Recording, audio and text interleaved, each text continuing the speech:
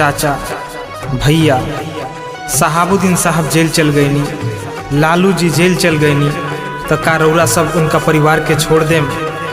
पूरा मुदई घेर ले बा कि उनका नाम निशान मिट जाओ। ई बात पर रौरा सब सोची विचार करी।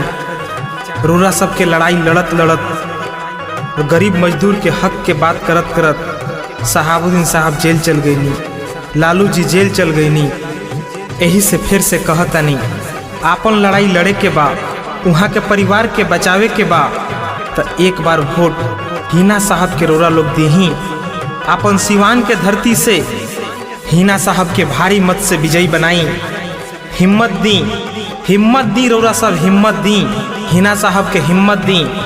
हिना साहब रौरा सामने अचरा पसा लोगो फेर दी बहिनिया पना जरिया राम। हाँ अचरा पसारी हिना बेटिया, अचरा पसारी हिना बेटिया, तो वोट मांगे आइली दुवरिया राम हो।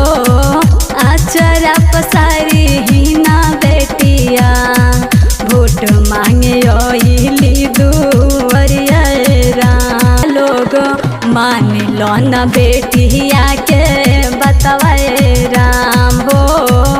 अचरा पसारी हिना बेटिया, अचरा पसारी हिना बेटिया, तो वोट मांगे आइली दुवरिया राम। हाँ अचरा पसारी हिना बेटिया,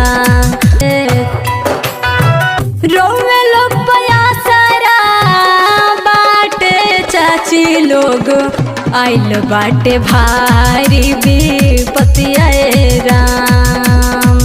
अचरा पसारी हिना बेटिया, अचरा पसारी हिना बेटिया, तो वोट मांगे आइली दुवरिया राम हो।